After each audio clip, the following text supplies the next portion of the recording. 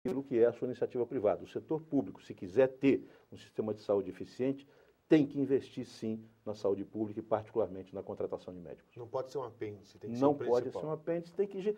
A cidade, e esse é um problema de fundo da nossa cidade, é como uma família. Você imagina uma família com muitos filhos, certo? Uma família com muitos filhos, se você perde o pai, perde a mãe, ou se o pai e a mãe não têm autoridade para conduzir a família, o que acontece? Cada um quer o seu interesse. Eu quero meu tênis, não, eu quero meu computador, não, eu quero... Certo?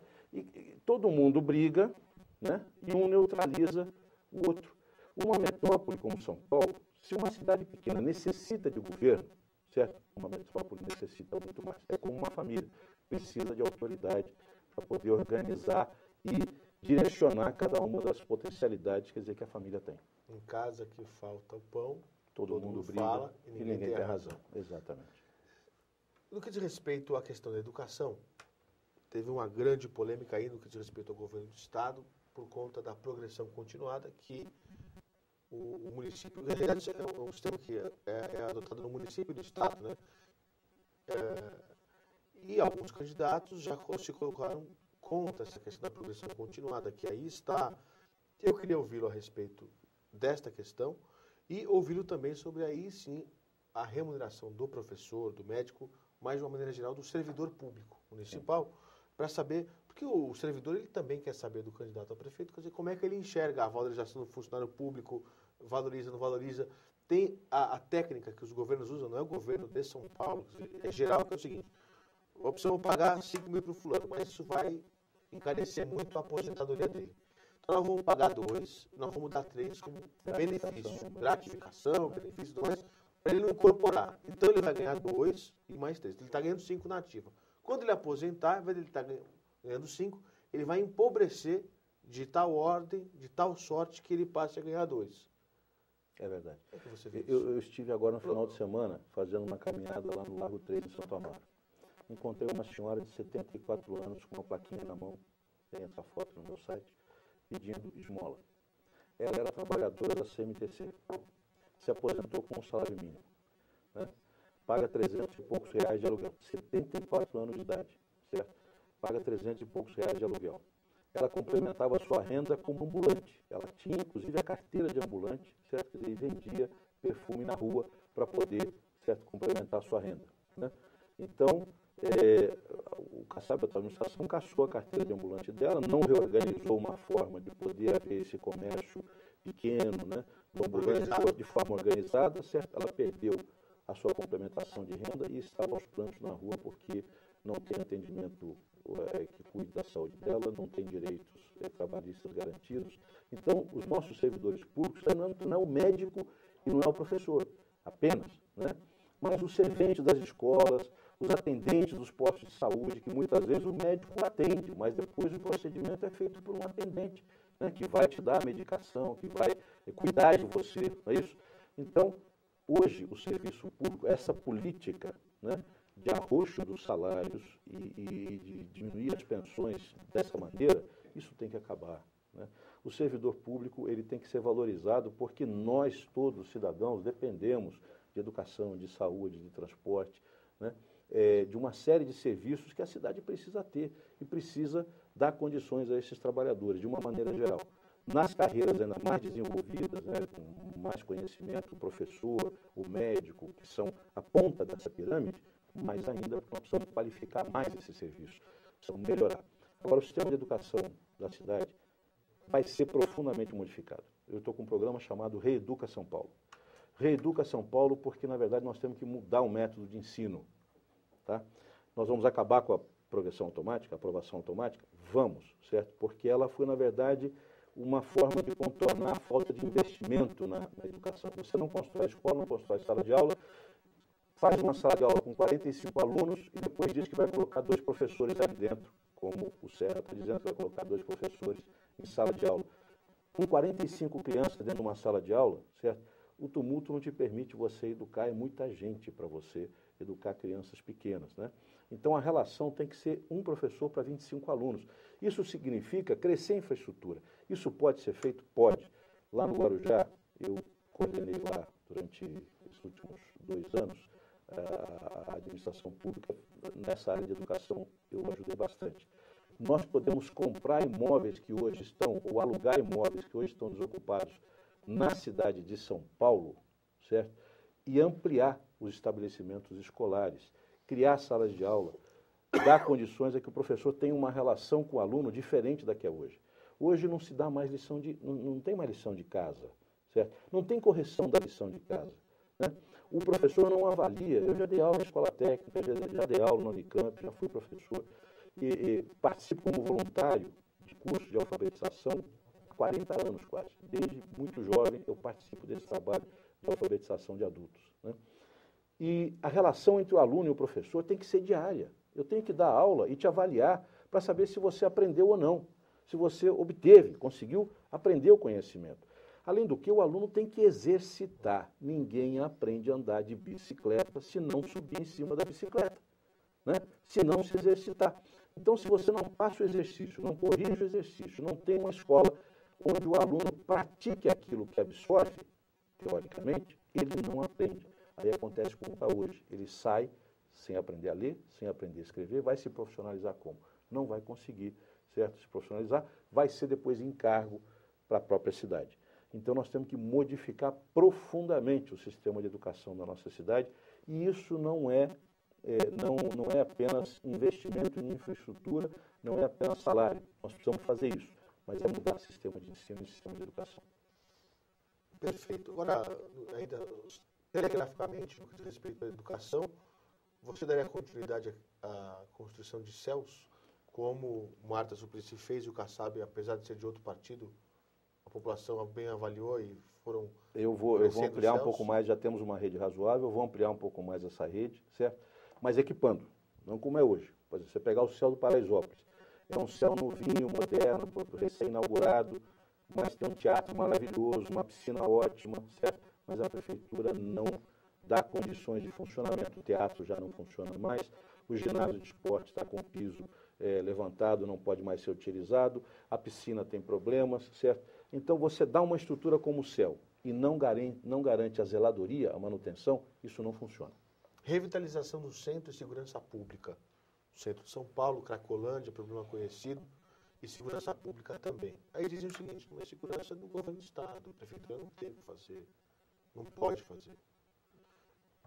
Cracolândia, a questão de saúde pública também é muito complicado, tudo mais. Aí sobra para a prefeitura a questão da revitalização do centro, que a gente ouve falar nos últimos 20 anos, 30 anos, que o centro vai ser revitalizado, e está sendo revitalizado, mas não na necessidade que a população espera, né? Não na velocidade que a população espera. Até porque, se você for pegar as principais cidades do planeta, os centros são os mais valorizados, mais bem cuidados, etc, etc, etc. Eu lhe pergunto, como é que faz para você revitalizar o centro e, com isso, trazer uma sensação de segurança para as pessoas, e o que a prefeitura pode fazer nesse quesito? Olha, essa questão é muito importante e, na verdade, é o seguinte, a nossa cidade, além de ter sido empobrecida com um gravíssimo processo de desindustrialização, nós tivemos governos que não souberam utilizar a força de São Paulo na sua relação com o governo do Estado e com a União. A cidade de São Paulo precisa de mais independência, nós somos praticamente um país. E precisamos ter uma relação com o governo do Estado e com a União diferente do que temos hoje, que é uma relação de submissão, né?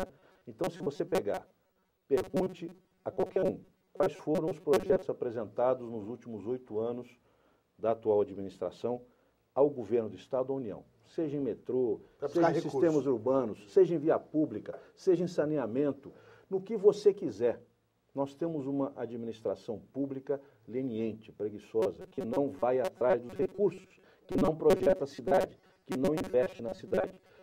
Em nada, nem em metrô, nem em vias públicas, nem em transporte, nem em saneamento, nem em saúde. E para dar um exemplo, o Ministério da Cultura ofereceu, né, ao atual secretário, por exemplo, 4 praças culturais, obras de 3 milhões de reais, certo? Biblioteca, teatro, cinema, tudo para instalar na periferia de São Paulo, certo? O secretário disse, não, isso é projeto para a cidade pequena, São Paulo não quer. Aí nessa hora vem uma certa arrogância de que São Paulo é cidade grande, é cidade rica, e portanto não precisa ou não deve correr atrás dos recursos da União, não deve apresentar projetos para a União ou para o Estado de São Paulo. Isso não existe. Eu quero dar um exemplo na área, por exemplo, do sistema viário. Se você comparar nos Estados Unidos, país rico, uma metrópole importante como Boston, a principal obra viária de Boston, certo? Que é uma obra que integrou vias públicas, porto, etc., etc., foi uma obra que foi projetada inicialmente para 2 bilhões de dólares e custou 22 bilhões de dólares, demorou 12 anos para ser construída, foi construída com recursos da cidade? Impossível. Foi construída com recursos do Estado, com recursos da União, né? Então, como é que você fala em valorizar a cidade e não corre atrás de um centavo, nem na União, nem no governo do Estado? Não vai ser com operações tipo CEPAC, não vai ser com operações urbanas que nós efetivamente vamos valorizar, revitalizar a nossa cidade que está sendo sucateada. Sobre isso nós temos proposta também. Momentos finais do nosso resumo da ópera. Eu agradeço demais a sua presença no nosso programa, conversando com o eleitor, com o telespectador a respeito dos temas que interessam na gestão da cidade. E queria lhe fazer aqui uma pergunta no que diz respeito ao eventual segundo turno. Como é que o seu partido enxerga, por exemplo, a possibilidade de que, estando no segundo turno, possa buscar apoios, ou não estando no segundo turno, oferecer apoios, no sentido de que essas ideias que você apresentou aqui possam ser absorvidas por outros candidatos? De sua parte, não há problema por parte do PPL, ou seja, tanto em aceitar outras propostas, ou oferecer, ou não, essa aqui é a nossa proposta, ganhamos, vamos para o segundo turno, vamos com elas, e vamos ser hermeticamente fechados. Como é que funciona essa relação em relação a um eventual segundo turno, que espera-se que São Paulo tenha, porque aqui em São Paulo é difícil, com todo respeito, qualquer candidato ganhar no primeiro turno?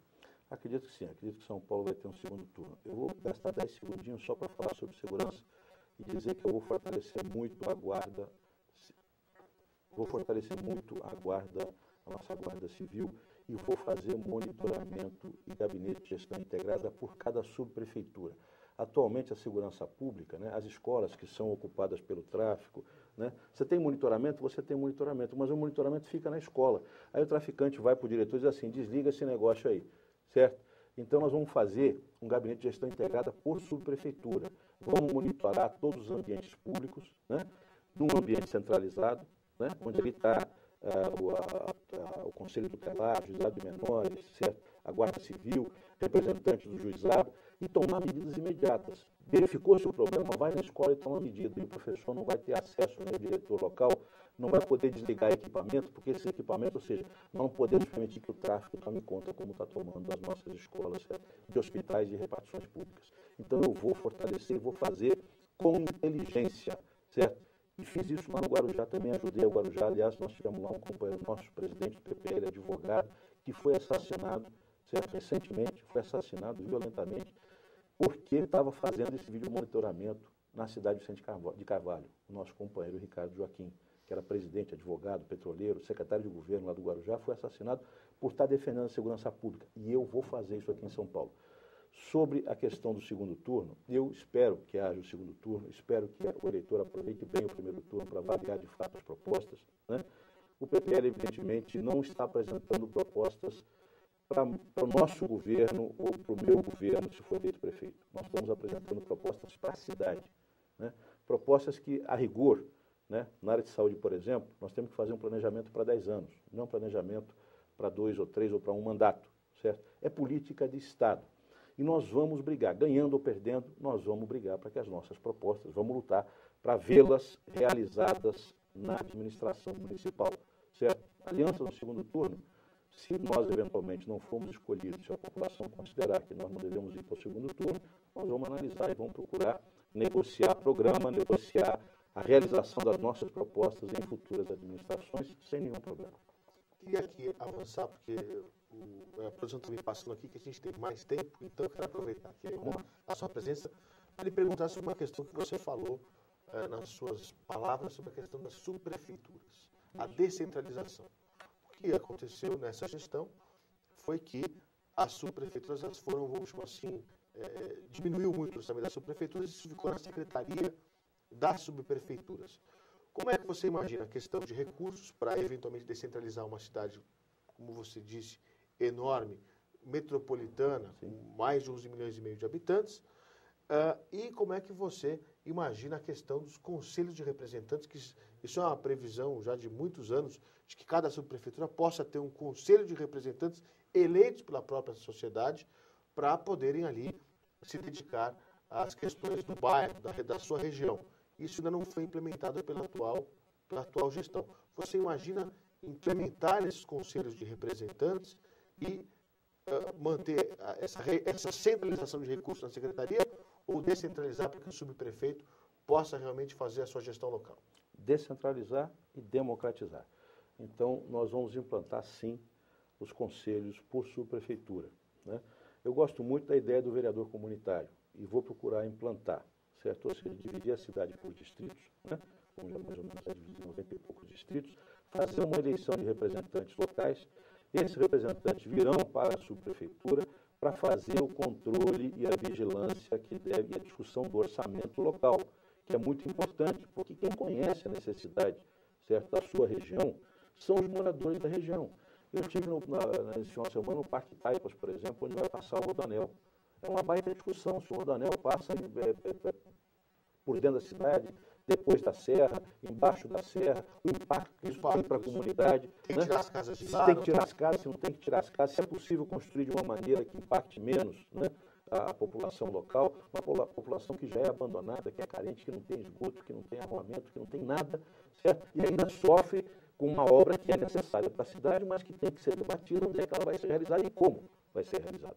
Então, quem conhece os problemas da região, certo, são os moradores daquela região. Eu vou dar poder a eles. Nós vamos empoderar, certo, a população, trazendo de volta o vereador comunitário, certo, organizando os conselhos, e vou querer lista tríplice. Não vou nomear subprefeito, certo? Quer dizer, com acordo político. Com acordo não vou nomear, certo? Os partidos vão ter que lutar, vão ter que se viabilizar na sua representação local também, né? Então, eu vou funcionar, espero funcionar com lista tríplice. Então, vamos receber candidatos e assim o prefeito escolhe dentro de uma lista aquele que está mais afinado também com o voto da maioria da cidade, que também não pode só a opinião local, tem que ser uma representação que interaja o poder local com a administração central. Vamos democratizar, vamos dar mais recursos, vamos fazer zeladoria para valer pelas subprefeituras, inclusive valorizando as empresas de engenharia, de construção, servidores, empresas de manutenção da região, para que a gente valorize também a economia local. Queria falar um pouco sobre a questão de impostos e taxas, a carga tributária, como é que a prefeitura vai fazer essa gestão. Hoje você tem o ISS no seu topo em 5% em quase todos os serviços. A cidade vizinha de Osasco teve uma proposta do SESCOM, que é o Sindicato das Empresas de Contabilidade do Estado de São Paulo, que diz o seguinte: olha, vamos reduzir em determinado setor a alíquota de 5%, vamos reduzir para 2%. E aí fizeram uma aposta. Vamos ver se nesse ano da redução nós vamos arrecadar a mesma coisa ou não com uma taxa diminuída, ou se nós vamos arrecadar mais. Resultado, depois de um ano, aquele setor que teve uma queda de 5% para 2% nos seus impostos de ISS, dobrou a arrecadação. Eu achei isso sensacional. Mas para fazer isso, precisa, com todo respeito, de coragem e de decisão para tomar uma atitude dessas. Tem que pensar muito, tem que fazer conta, fazer cálculo. Mas a lição de casa foi essa. Quer dizer, se você diminuir o tributo, mais gente paga. E no caso de Osasco, porque muita gente queria montar a empresa nas cidades vizinhas, porque lá era 2%. Então, valia a pena correr o risco de 5% para 2%, porque em outra cidade a empresa podia faturar mais. Quando você baixou para 2%, tanto faz ficar lá ou ficar aqui e correr o risco de uma fiscalização, de você ficar na ilegalidade. Então, são duas perguntas. Primeiro, como é que você vê a diminuição de impostos municipais para fomentar a economia e melhorar a vida do empresário que, em última análise, é quem gera emprego? Como é que você vê a questão de fixar o homem nas suas regiões? Então, por exemplo, você mesmo citou a Zona Sul ou a Zona Leste, você transporta 2 ou 3 Campinas, uma loucura, uma extremidade, por centro, porque é ali onde está o emprego. Então, a empresa de call center, por exemplo, você tem um prédio no centro para fazer call center. Eu podia fazer na Zona Leste um prédio, agora não passa por incentivo da prefeitura para dizer o seguinte: ó, são 3.000 pontos de atendimento, 3.000 postos de trabalho, nós vamos doar essa área, ou durante X anos, durante tal período, nós vamos isentar de ISS. Por exemplo, como é que você enxerga essas políticas de fomento à economia local para fixar o homem no trabalho?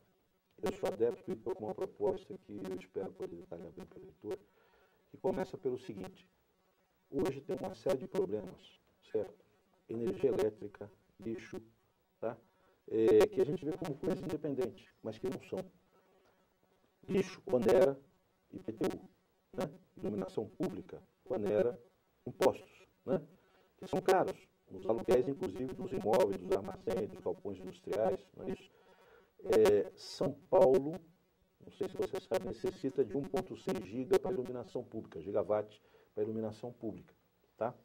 Já está sendo implantada aqui em São Bernardo, né, a ideia de geração de energia com base em queima de lixo orgânico e gás que virá do pré-sal aqui da Bacia de Santos, que é o maior pré-sal do Brasil. Nós vamos ter muito gás. Né? Isso, no consórcio que está sendo feito no ABC. Não é isso? Então, nós vamos implantar isso aqui na cidade de São Paulo, certo?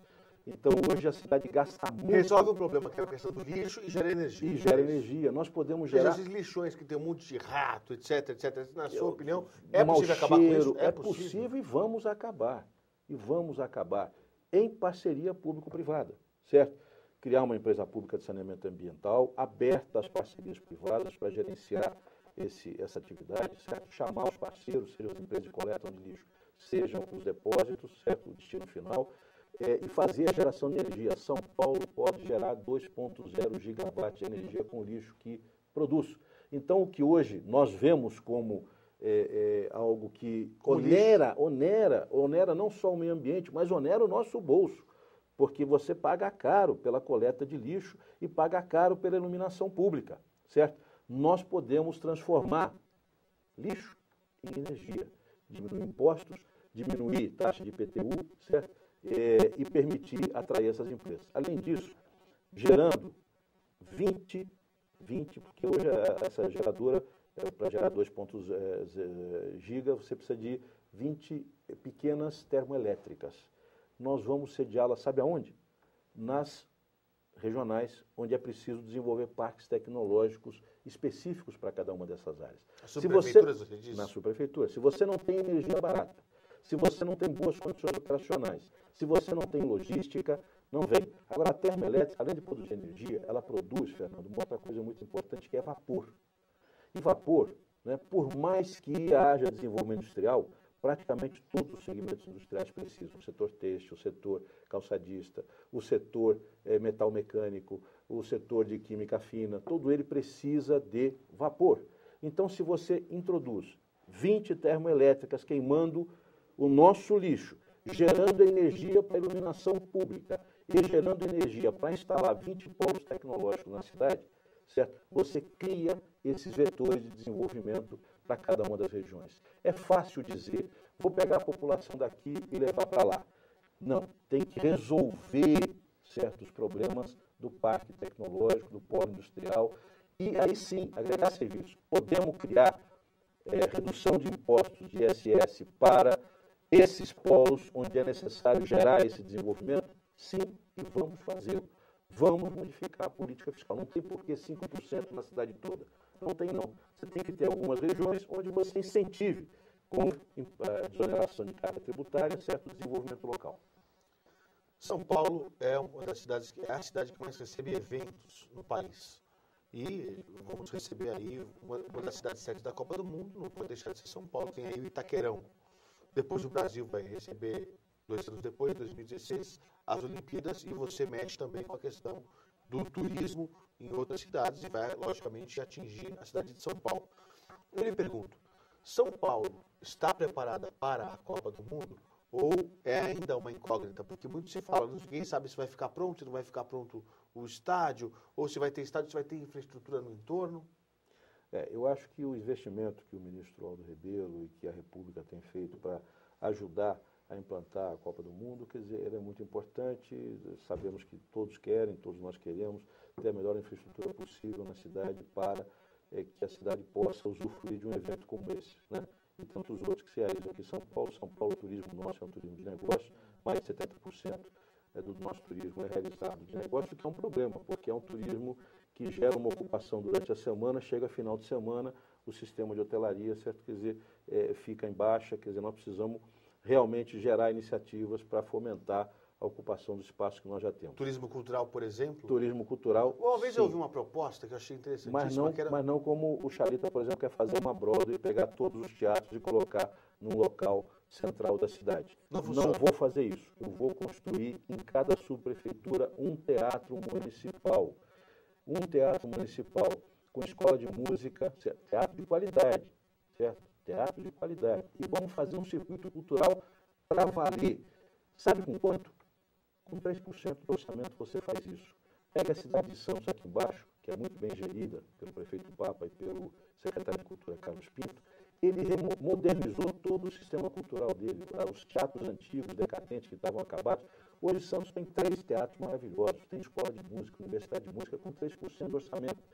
E cultura é necessário, não apenas para valorizar a cultura do cidadão, mas é uma atividade econômica muito importante para a cidade e agrega valor às demais atividades, mas não de forma centralizada, como alguns candidatos estão propondo fazer. Vou levar a cultura de qualidade todo dia, não é uma virada cultural por ano, não, certo? Um evento de vez em quando, certo? É cultura de boa qualidade para as subprefeituras. Isso você faz garantindo uma boa infraestrutura e fazendo as parcerias com a iniciativa privada, que pela Lei Rouanet podem apresentar projetos junto à prefeitura para bancar grandes circuitos, grandes orquestras, espetáculos que tem que vir para São Paulo para fazer circuitos na cidade, não num único local central que vai agravar os problemas de distribuição de riqueza e de cultura pela cidade. Perfeito. Queria agradecer, Miguel Manso, pela sua entrevista, contribuição à democracia na cidade de São Paulo. Miguel Manso, candidato a prefeito pelo PPL, Partido da Pátria Livre. Uma grande satisfação em ouvir. Gostaria de ouvir também as suas considerações finais no nosso resumo da ópera especial Eleições 2012. Muito obrigado, Fernando. Queria dizer a vocês, espero que o nosso eleitor efetivamente se preocupe em conhecer propostas e soluções inovadoras para a cidade de São Paulo, né? São Paulo é carente de boas ideias. Não vamos permitir que o debate fique fechado, certo? Quer dizer, em uma ou duas opções que não tem nada a agregar para a nossa cidade. Quero agradecer imensamente, certo, a você, Fernando, e ao canal da TV Aberta, quer dizer, a oportunidade de apresentar um pouquinho das nossas ideias para a cidade. Obrigado. Muito obrigado. Eu agradeço a você também, eleitor e telespectador, que esteve acompanhando este nosso resumo da ópera especial Eleições 2012, em que nós queremos aí ouvir daqueles que pretendem gerir a cidade de São Paulo as suas propostas para a nossa metrópole. Agradeço a todos e, na sequência, você continua ligado na programação da TV Aberta. Um abração a todos, até mais. Tchau, tchau.